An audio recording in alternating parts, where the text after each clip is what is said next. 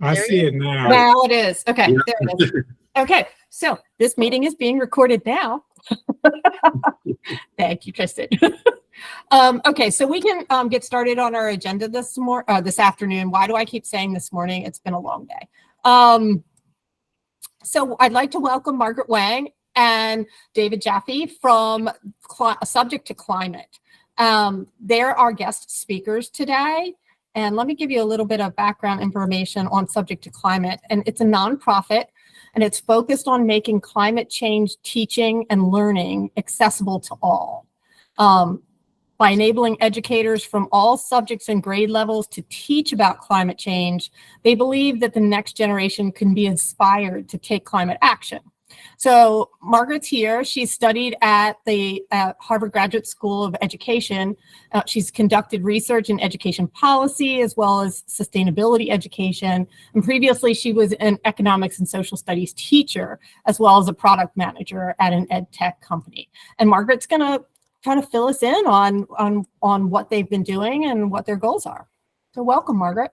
Thanks so much, Amy. I'm going to go ahead and share my screen and get started.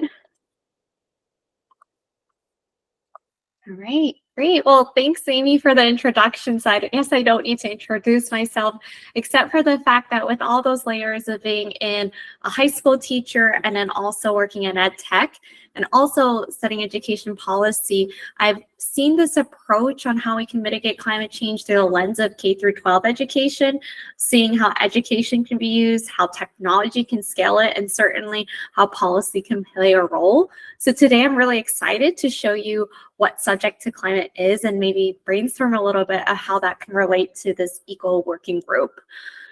So I'll start off with thinking about, Maryland's Commission on Climate Change and their focus. And I've seen that the focus is climate change mitigation and adaptation.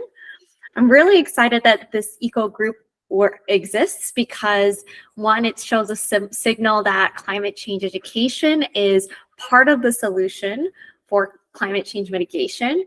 And the most recent recommendation shows that you are looking to develop a statewide climate awareness campaign. And so perhaps there's an opportunity to include K through 12 education to help execute your current policy recommendation, or even narrowly focusing on it as part of your whole recommendation in 2023. And this is because education has been, K through 12 education has been proven to be a very powerful mitigation strategy. Studies show that just teaching about climate change leads to significant reductions on individual carbon emissions, that students can reduce their carbon emissions by around 2.86 tons a year. And studies also show that teaching children can affect their parents and communities.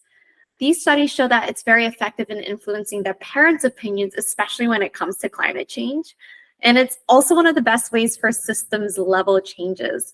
So every day a teacher engages with 80 students around, influencing close to 3,000 students in their career. Even outside the classroom, there are changes within a school. When you embed climate change and sustainability within a curriculum, it can also influence the school culture, leading to changes in buildings and infrastructure, which could make a huge difference in carbon emissions, since schools currently emit close to 72 million metric tons. So clearly there's such a huge opportunity in the K through 12 education space as a solution. But having been a teacher and also talking to several teachers, we've conducted interviews with hundreds of teachers and looked at research. Why don't teachers teach about climate change? And it comes down to a couple of barriers. One, they're already so busy, so they don't have a lot of time. And this relates to the second barrier. There are concerns about resources out there. What's credible, what's not, what really works in my classroom, what fits. And coupled with lack of time, teachers just don't end up teaching about it. In addition, they've never been taught about climate change, so a lot of teachers don't feel confident enough to teach about it. And then the biggest reason that we've seen is that they don't see how it fits into the topics they already have to teach in their subjects. And a lot of times they say their curriculum is a little bit is not very flexible. So that's why we started Subject to Climate.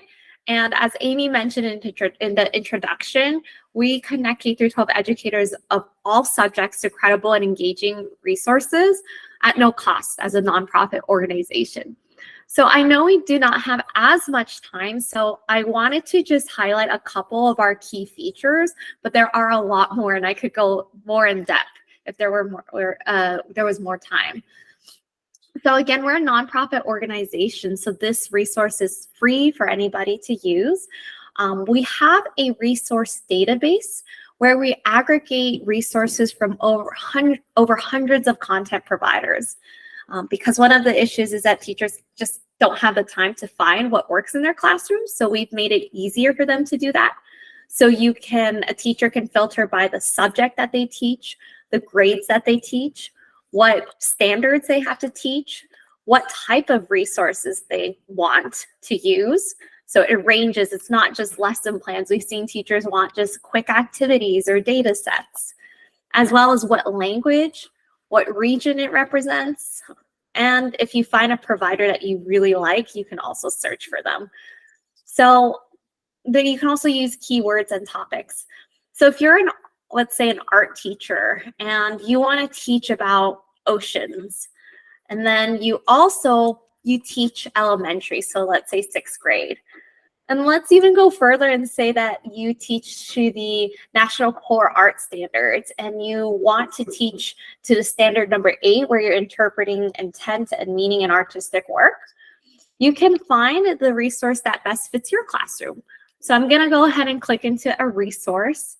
And this is actually a really wonderful resource where an artist uses ocean pH data to illustrate ocean acidification, but there's also data embedded in it, as you can see here. It's been reviewed by a scientist on our team for credibility and also reviewed by an educator who gives tips on how to integrate it in the classroom and what standards it's covering, as well as additional resources. So you can couple it with this data and experiment worksheet on ocean acidification or even more artwork.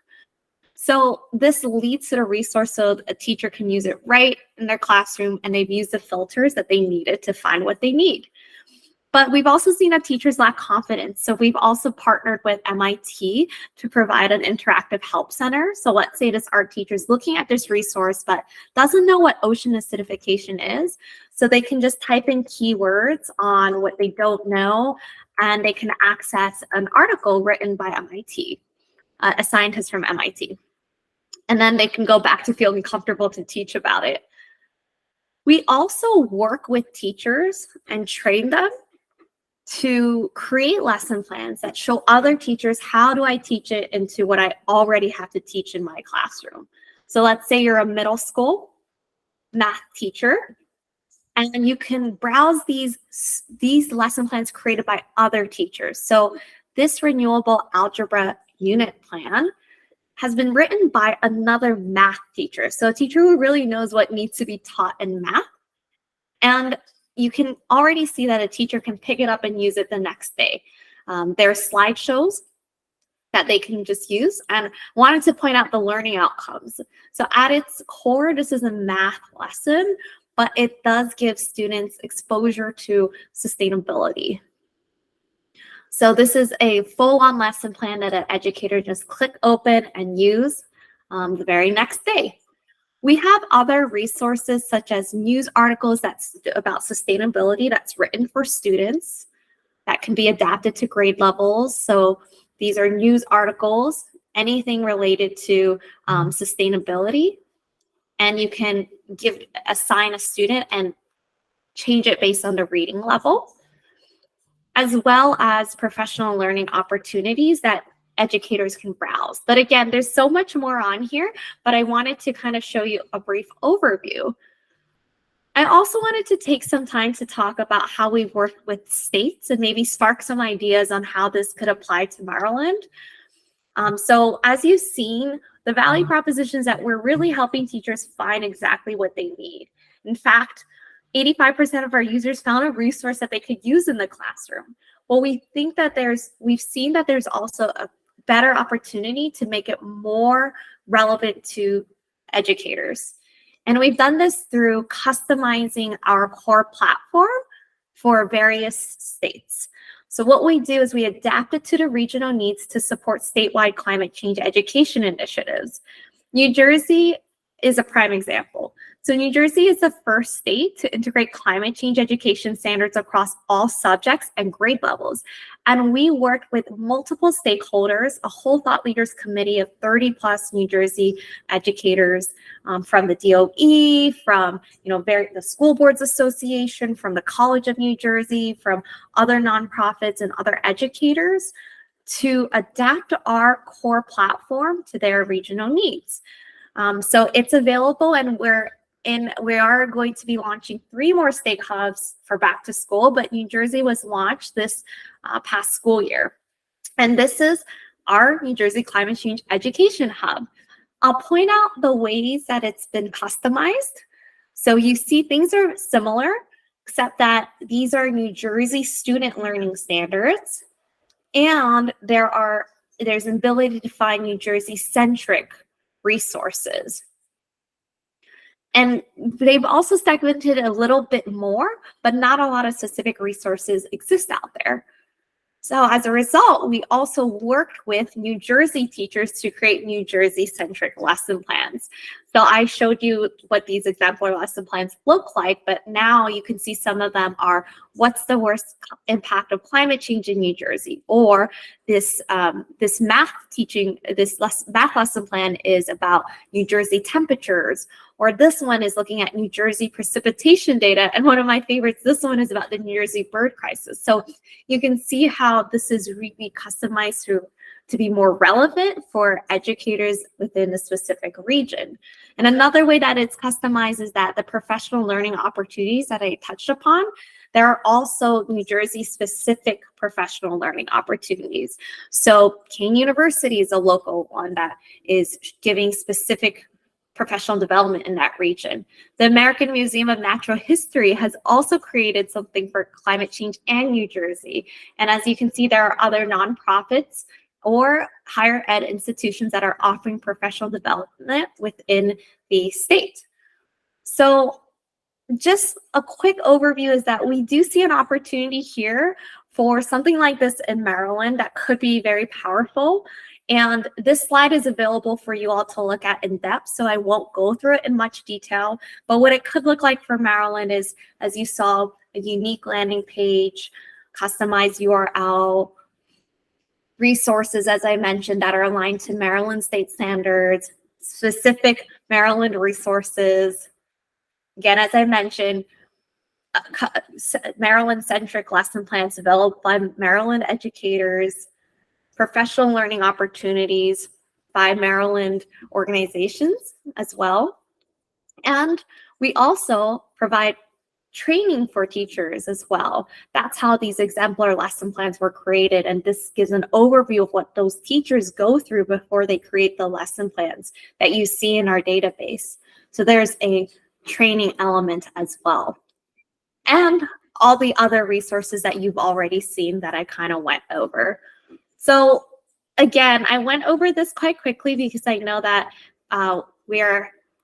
it's just a short introduction, but I wanted to kind of share what our nonprofit has been doing on a national level, what we've been doing in various states, and maybe present it to this working group to see or help spark some ideas on how can help with what you already have set out to do with a statewide campaign, or maybe inspire what could happen for 2023 recommendations. But I'll pause here, and if there are any questions. I guess I could be the first to say, first of all, that was a great presentation, Margaret. My mind is blown. I think many of you know why, because this is exactly the kind of resource we're looking for the event that we had a couple of months ago for the climate teaching. And this is exactly what we needed. So I do have a few questions, but I'm going to let, and actually that's the second part of our agenda, but I'm going to let others ask some questions. I know other people have questions as well, and I'll let them ask, and then I probably will follow up a little bit later.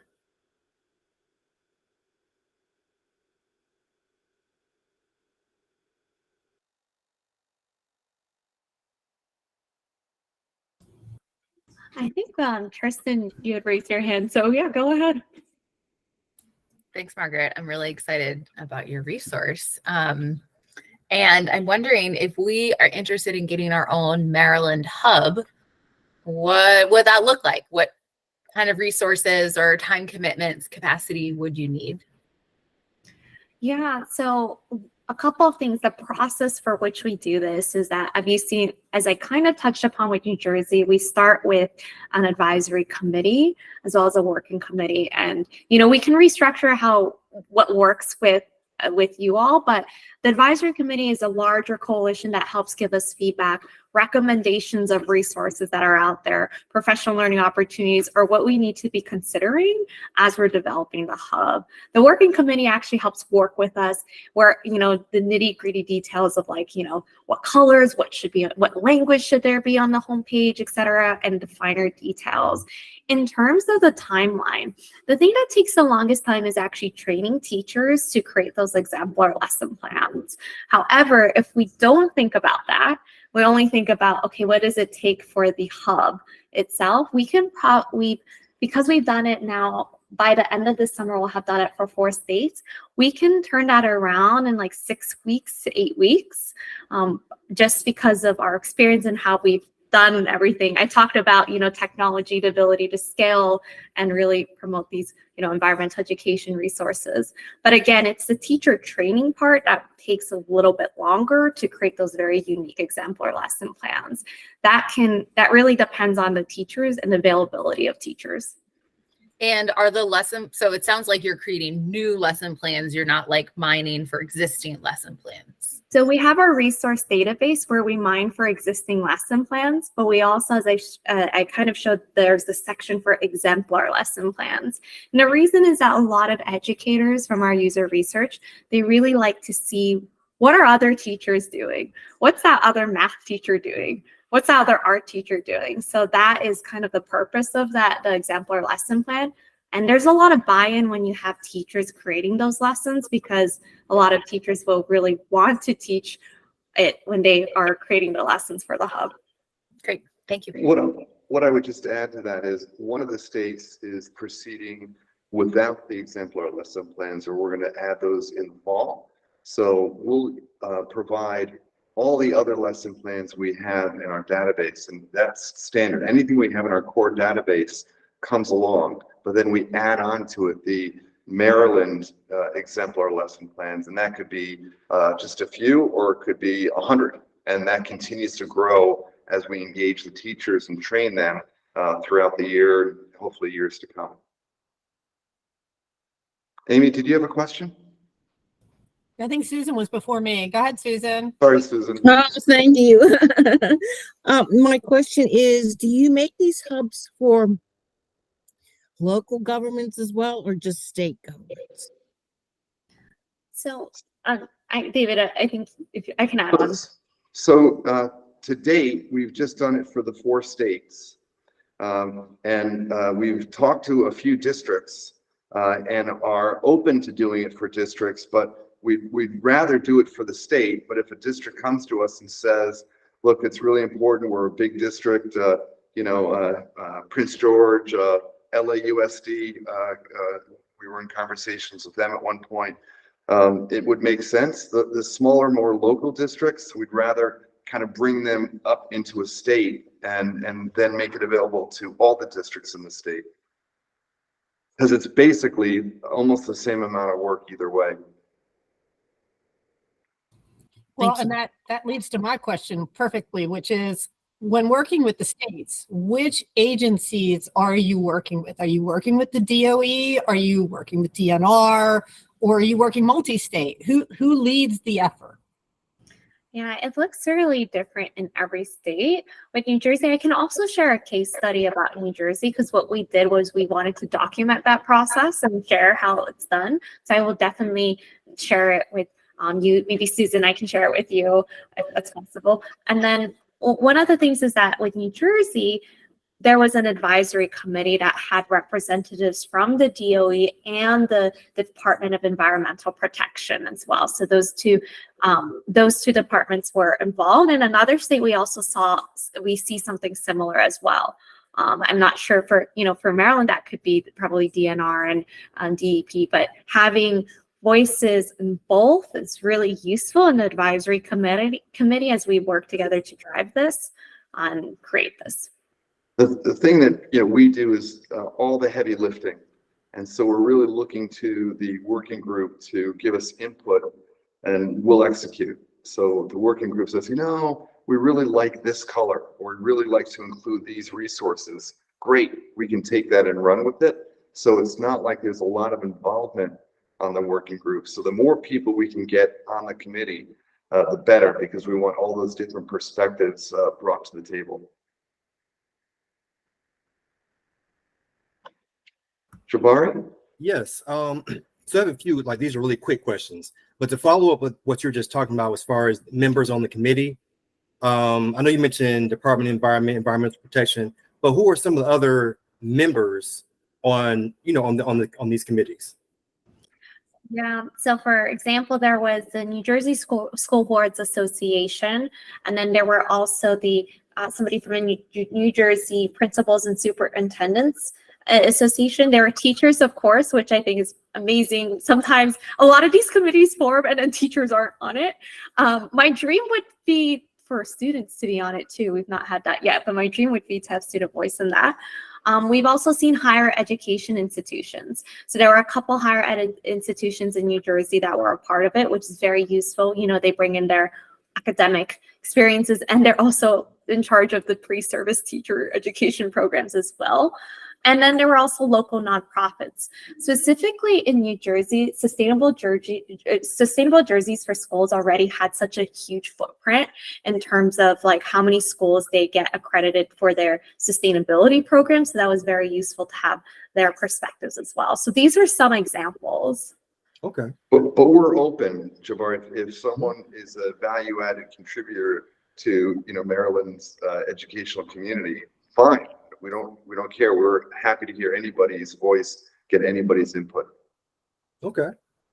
It's really you guys that will drive. I would guess that we would include near the top of the list is the Green Schools program and the MAO, the Maryland Outdoor Education Organization. Yeah. Yeah.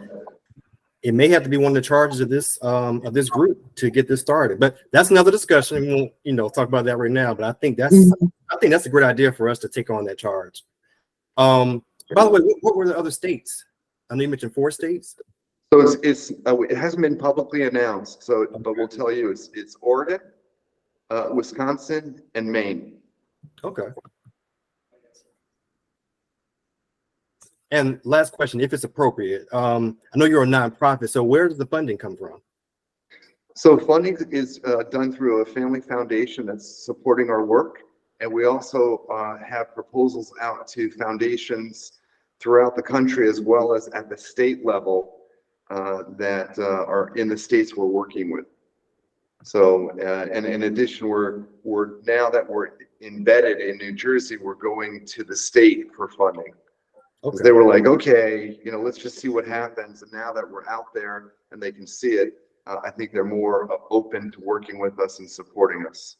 So we don't, we don't mind kind of taking a little bit of risk, because we're so passionate about getting this hub out as far as to as many states as we can. And I think once they see it, and once the DOE sees how useful it is, then they can support us. But it's not very expensive. I don't want you to think this is like $1 million Right. investment or anything like this. It's by any stretch, it's very reasonable. And we can talk about numbers now or another time, but it's nothing that's gonna, make you blink. Sure. Right.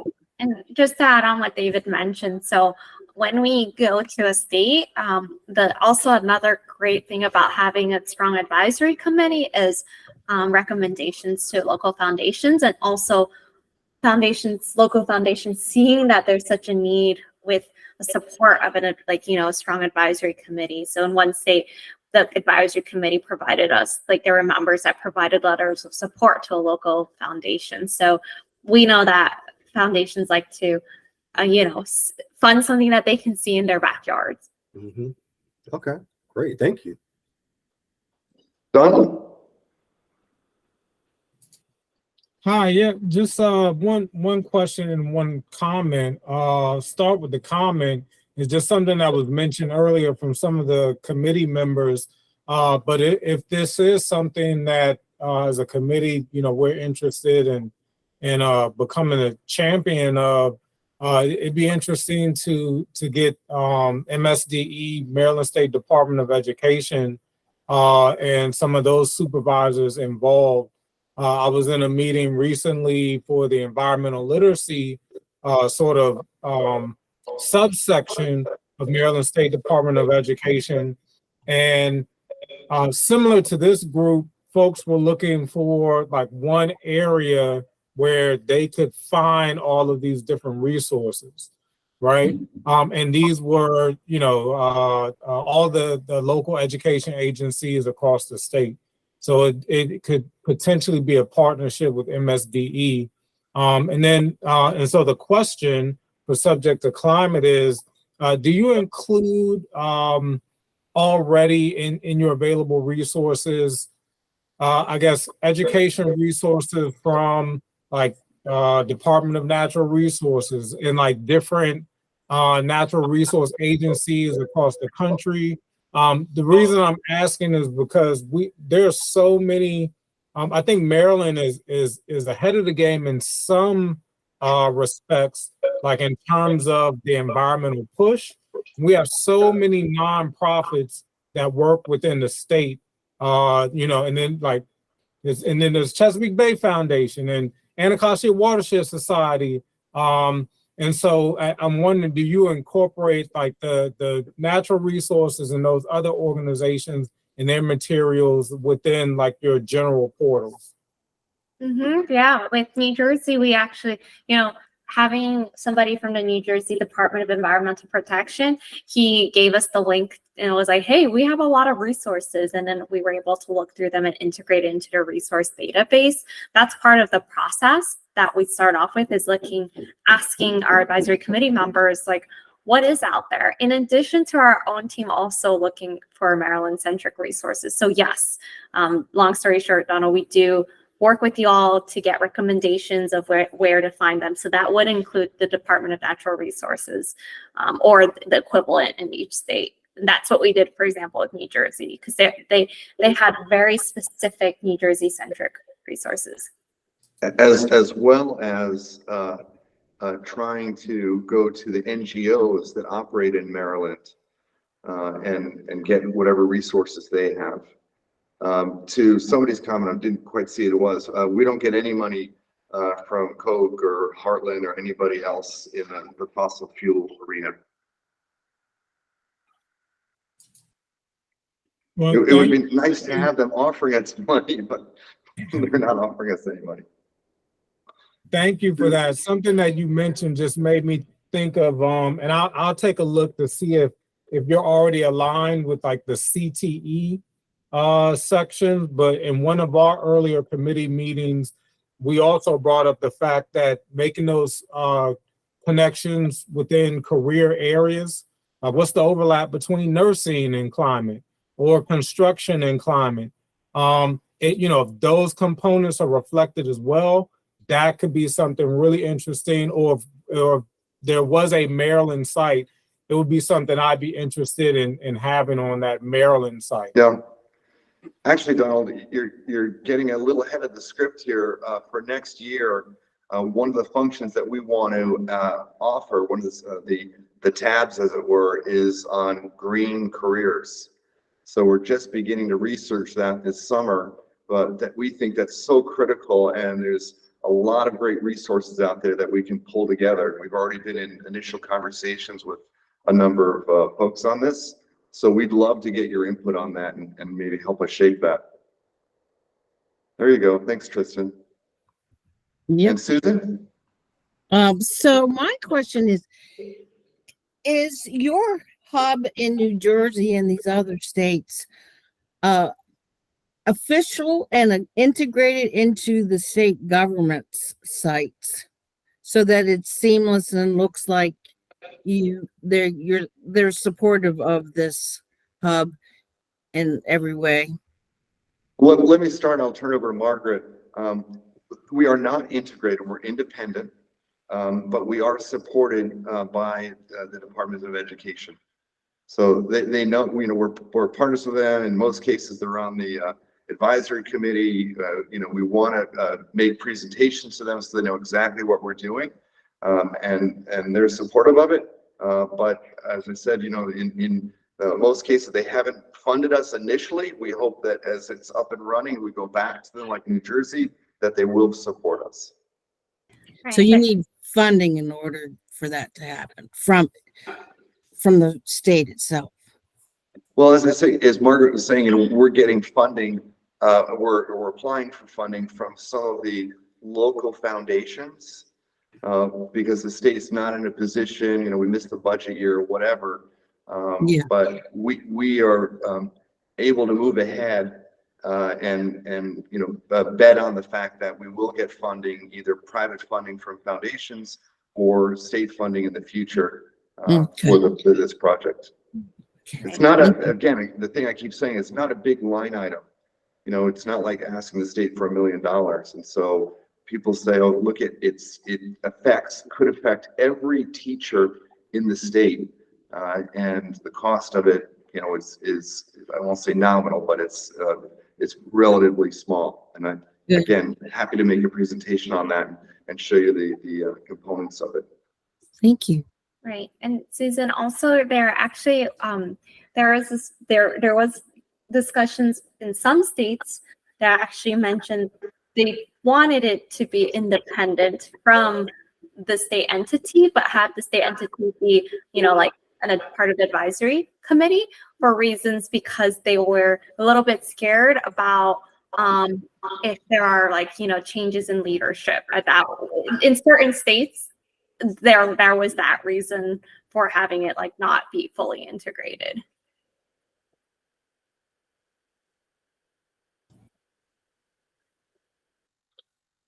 If it's helpful to you, we would, I know we've overstayed our welcome here. We thank you for your time.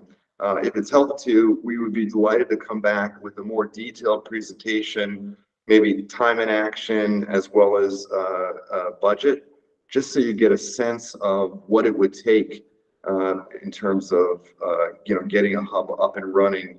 And assuming we agree on day one, 6 to 8 weeks later, we could easily have it up and running and making it look like that pretty logo I see in the corner with all the Maryland colors and characteristics. Okay, great. Well, I will be the first to say that at some point we would like to invite you back, even if it's more of a compact discussion, maybe, and maybe just a few of us and maybe not the entire group. But we'll discuss that. You all gave a great presentation, some great points, some things to take away. So we'll definitely be in touch with you all. And thank you very much. Thank you so much for that. Well, thank you for your interest. And we're really excited to go to the next step with you guys. Thank you. Okay, great. And of course, you're free to stay if you want. It's up to you. We're going to try to finish up the meeting on time. We'll see how that goes. But we only have a few more minutes, so it's up to you if you want to stay. Susan, were you going to say something? No, I just wanted to say thank you. It's fantastic. Very exciting. It is. Thank you. We're excited to work with you. Yeah. All right. Well, everyone have a good afternoon, good rest of your meeting. Thanks so much for your time. Bye-bye. Bye. Take care. I guess, and Amy, I don't know, is Tristan next with the climate justice update? Is that right? Yeah, so I'll just quick go through our agenda. We'll see if we'll get through it all. But first, we're going to have a report out from Tristan from the CJ team. Susan was going to talk about upcoming MDE forum meetings. I was going to go through some outstanding items from our work plan, just kind of get a status of things. We were hopefully going to talk about meeting preparation and information dissemination, open discussion, and then finally public comment. We'll see if we can get through all that. So Tristan, you are up. Okay, I will be super quick with our climate justice steering committee updates. No, it's okay. The biggest thing we're working on right now is our toolkit. So it will be a list of guiding questions, best practices, definitions. So when the commission is putting forward recommendations for policy or actions, that we're making sure that climate justice is incorporated throughout. So we've gone through several iterations. Kim and Charmaine have led us in a great direction. We're getting feedback from all the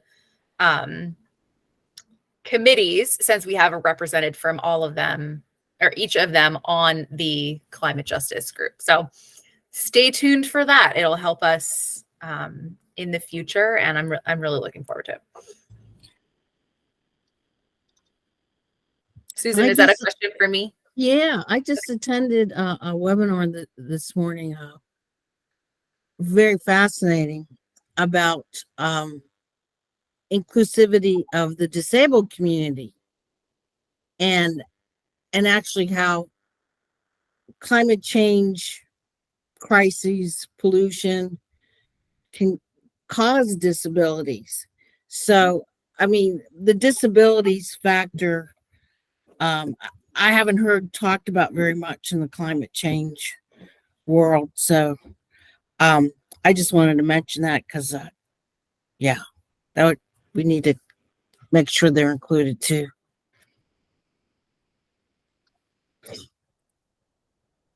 And Tristan, I was just gonna just let you know, I'm not sure if you need any help from the committee on, document publishing, but feel free to reach out to us when you're ready to go if you want it all branded up to the commission, and we're here to help. Yeah. That sounds great. I mean, it is a tool designed for the commission. We are not quite to the point where we're like recommending it for all the agencies or outside organizations, but who knows? Maybe it'll be a big hit and we can get it to that point. Sounds good. All right. Well, thanks, Tristan. Susan, do you want to update us on or talk to us about the MDE forum meetings? Okay. As everybody knows, I'm sure, the Climate Solutions Now Act requires that Maryland write a greenhouse gas emissions reduction plan, and it's due at the end of the year. So in the meantime, not a draft, but a report is being written by our partner at the University of Maryland, the Center for Global Sustainability. They've done a lot of policy modeling, policy scenario modeling, and they are writing this report called the Maryland Climate Pathway Report. That is due out around the beginning of July 1st. And then after that, also required by the law, is that MDE conduct sessions with the public to understand what it is they want, what their ideas are in terms of climate mitigation action. So we're going to go physically to 4 population dense spots, starting west going east. We're going to do this will be starting in towards the end of July. Then we will have 2 webinars at the end of September to wrap it up. One will be on September 5th for elected officials. We're looking at September 26th for a last chance for Marylanders to take a look at the report and make their comments. September 26th. That date's not confirmed yet, but we have the September 5th date confirmed for the officials. So stay tuned for more information on that. And that's basically it for now. Thanks, The Susan. rollout of the report will be July 11th. I'm sorry. Laura asked, will there be an online option to comment? Yeah, probably. Yes. I don't see why not, but I have to run it up the flagpole. Okay. I might make a form. And Susan, will there be anything on the website showing those dates and locations? Sure. At the the climate change program website, which is mde.maryland.gov/climate change. I'll put it in the chat here. Okay. Great. All right, so now we can, I guess, transition over to the work plan. I just kind of went through it to see what we said we were going to do this year and where we were since it's June. So the first thing was the Maryland Climate Teach-In, which, you know, was a really great success. But Jabari and I talked about it. And Jabari, I don't know if you want to talk a little bit more about starting to talk about next year so that we're not scrambling as much as we were in 2023.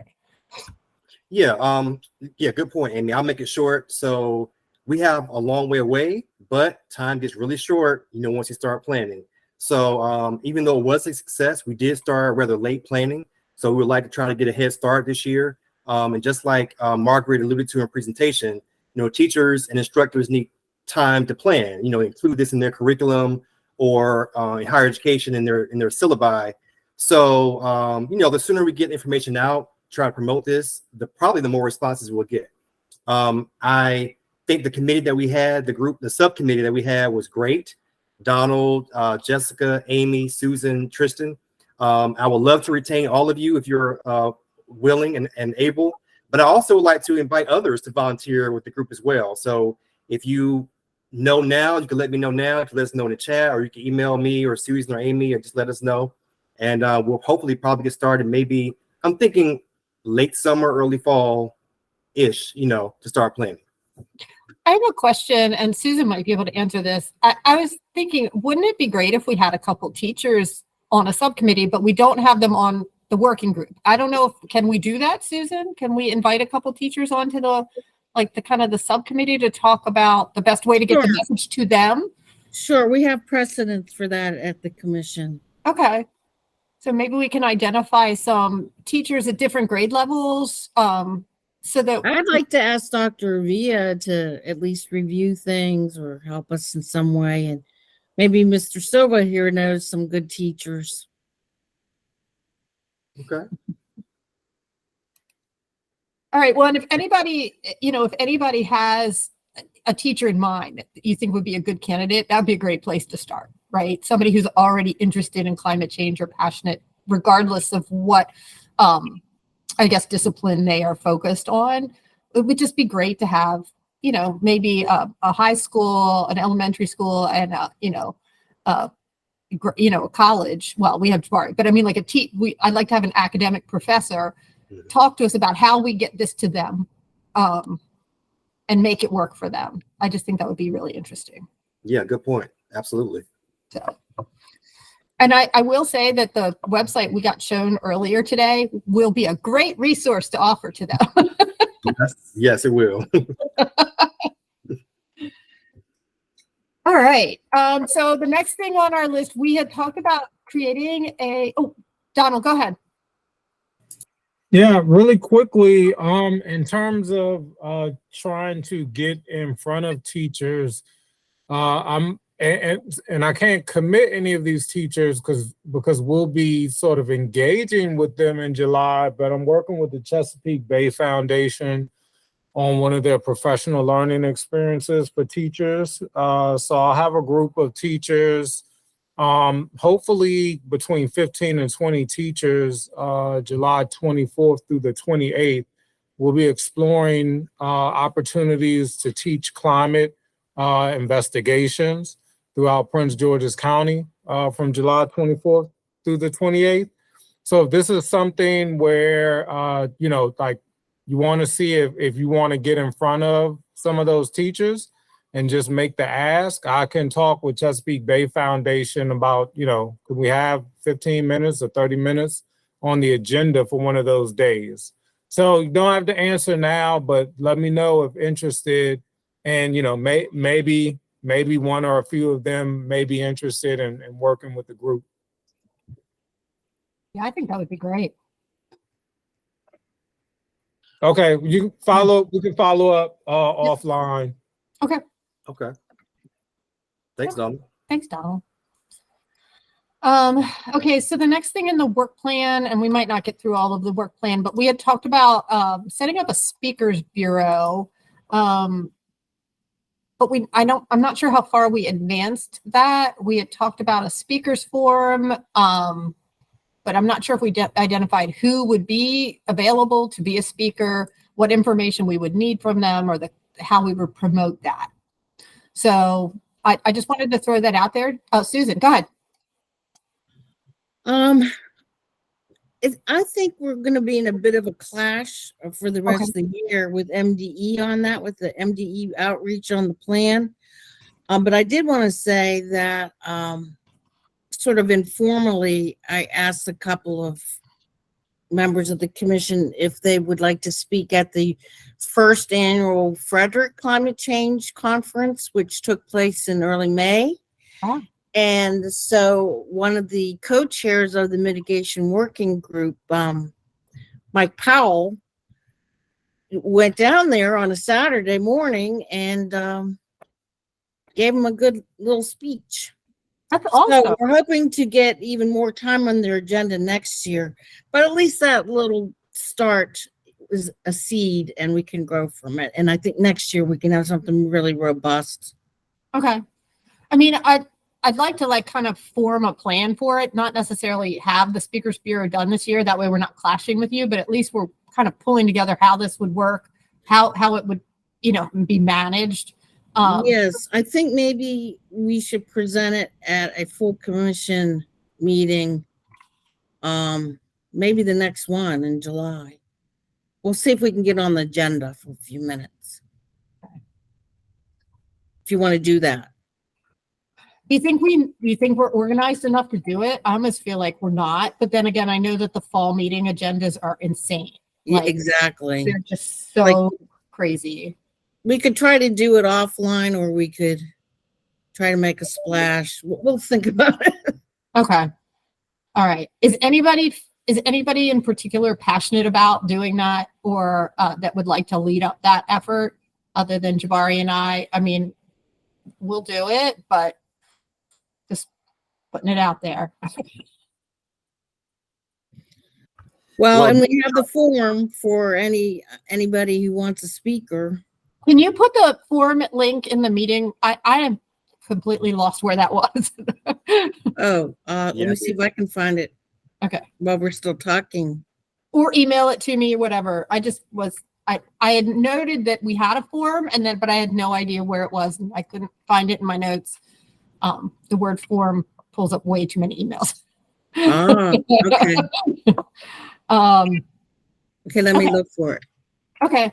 So maybe Jabari, you and I can just kind of put together a skeleton and maybe we can present it at the next commission meeting. I'm not sure. I wasn't the last steering committee meeting, so I'm not, and you weren't either. So I'm not sure how bad that July agenda is getting. Well, they are going to call on us on each working group. Are they going to do that? Oh yeah, they're going to do that. So that might be your best opportunity. And it doesn't have to be quick. It can be an elevator pitch. I mean, it doesn't have to be long. It can be an elevator pitch. Okay. Yeah. Okay. All right. Right. We should just set up a meeting and come up with a plan. All right. Right, so I wanted to give an update on the climate talk series because I haven't had the bandwidth to schedule a meeting with everyone. But mitigation working group would like to do theirs in September, and ARWG wants to do theirs in November, which works out perfect. So we just need to figure out the science and technology and whether we should try to get them done earlier before they kind of have a leadership change, or wait until the leadership change. Part of me feels like we should just get it done early while there's, everybody's in place from the last couple of years and comfortable talking. I don't know. What do you think? We could do it in July. I think we could probably pull it off for late July if y'all think that would be worth it. Otherwise, we'll have to wait till 2024 and probably the spring, because in January, we'll be doing the report webinar.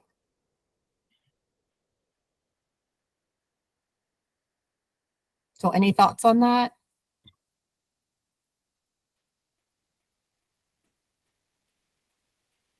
Okay. I think we should wait for the new leadership and, Yeah, but I mean, are they gonna be ready to talk? You think? well, it's only good, it's only at the top, the president that, it's gonna be the president of UMCS Right. after September. Okay. I mean, we could wait. I mean, that'd be a great way to give the public access to the new president. Yeah, If you think that, whoever that turns out to be is going to be just as involved as they have been to date. no, I don't even know who that person is yet, I know. but by gum, they should be. All right. So then that's fine with me because I've got tons going on. So I'm going to move them to 2024 with new UMC's president. And then I'm And gonna- remember, we have to do an annual report one in January. Yeah. So I'm going to set up a meeting of the folks that volunteered to help me with this and bring in Mike Powell from Mitigation Working Group on the first one so that we can just kind of start getting our scheduling going.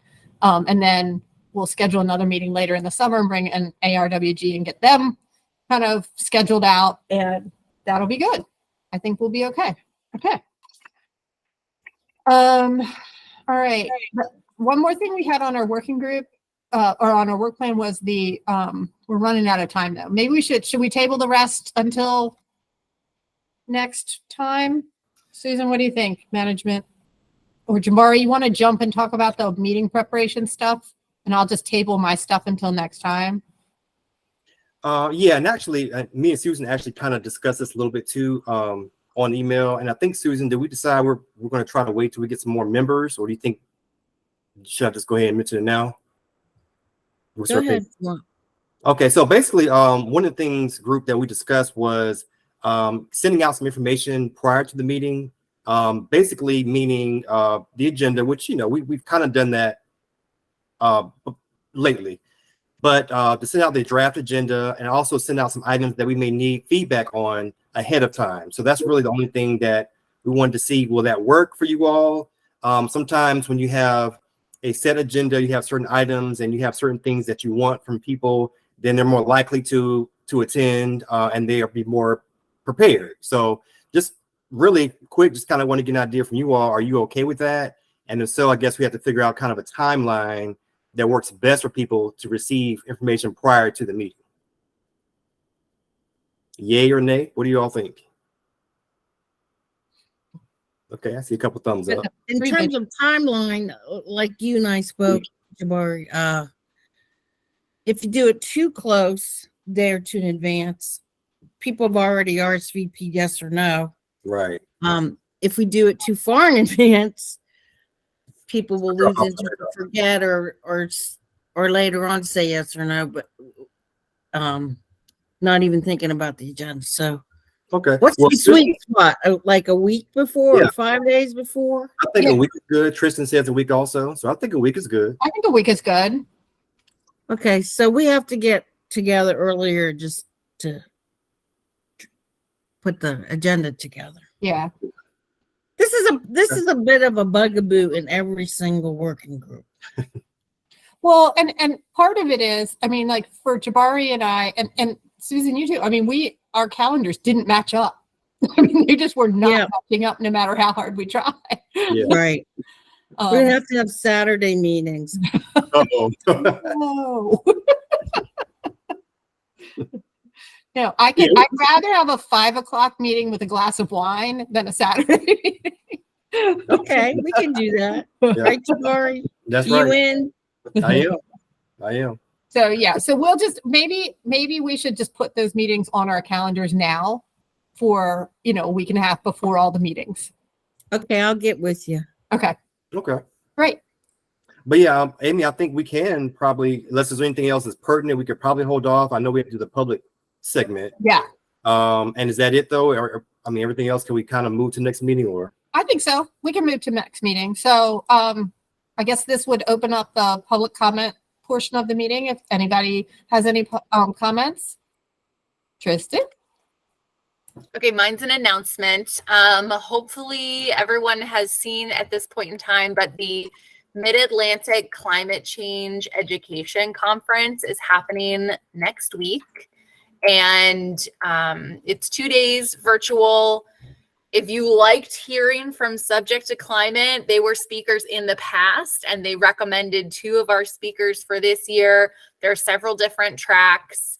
And we're also having some in-person meetups that are hosted all around the Mid-Atlantic. So if you're in the Baltimore, Annapolis area, we have one going on the 28th in Annapolis.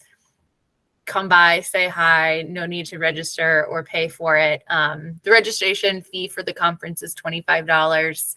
And yeah, check it out. I would love to see you all there. Excellent. Anyone else for public comment or in the chat? I don't have my chat window open. Let me check it real quick. Oh, nothing in the chat. Well, I think that's it. We are right at 3:59, so we can adjourn the meeting for today. And our next meeting is scheduled for the 17th of August. And Jabari and Susan and I will meet a week and a half before that and get you all an agenda ahead of time. Time too, Yes. right? And I'm gonna send you my speaker request form Yes, please. right after this. Great. Okay. Oh, Oh, Astrid's gonna be away. enjoy your work retreat. I had one during Thank the you. season. They're I good. just came back from one and I have 2 in August. Wow. Nice. Lots of retreats. Where are these retreats, Astrid? Well, the last one was in Vermont. It was really nice. Oh, That's good. nice. Yeah.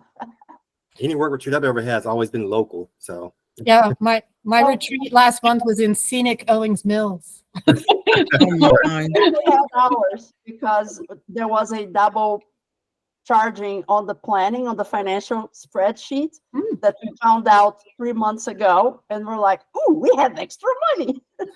Oh, Wow. So that came handy.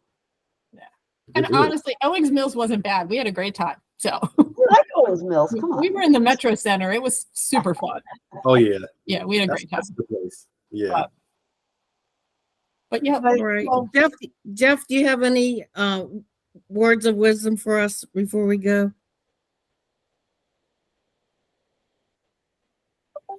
Thank you all very much for your efforts. I was just thinking, perhaps you folks should try reaching out to other climate change advocacy groups. Of course, Extinction Rebellion probably might be a little too far reach for you, but you know, there are others, and since you are in the education, communication, and outreach part of this state effort, I would possibly reach out to them and say, listen, we're here too. And it would probably, and maybe give them a chance to speak at one of your meetings. And, Yeah, that's a good idea. mhm. and I mean, Climate Partners comes to mind, and they're an umbrella for about 100 organizations, right? right. But even the more militant ones and so on and so forth, we're all in this together. And how Margaret was so smiley when her lesson material was talking how to teach about planet's climate degradation. And but you know, I guess I was going to compliment her on that talent of being able to smile through that. But the thing is that our backs are against the wall. And we really have to do as much communication as possible. I mentioned that to the previous mitigation working group, and about our insurance regulator reaching out and trying to branch with the insurance regulators of the Atlantic seaboard states that are directly facing the brunt of the consequences of climate change, and how the people that they're regulating are investing in, of all things, fossil fuel industry to the tune of $580+ billion. Yeah. So you see, the thing I'm only saying is that by communicating, we have a chance to start implementing strategy, our own strategy, instead of just responding to the 100-year-old fossil fuel strategy that is just going to victimize all of us. Thank you again. I appreciate your talent and your energies. And if we all keep it together, we'll be able to, we'll be there when success happens. How's that sound? Yes. Good. All right. Yes. Thank you. Thanks again. Have a great weekend. You Same to too. you. Have a great weekend, everyone. Thank you all. Bye. Bye. Bye-bye. Take care.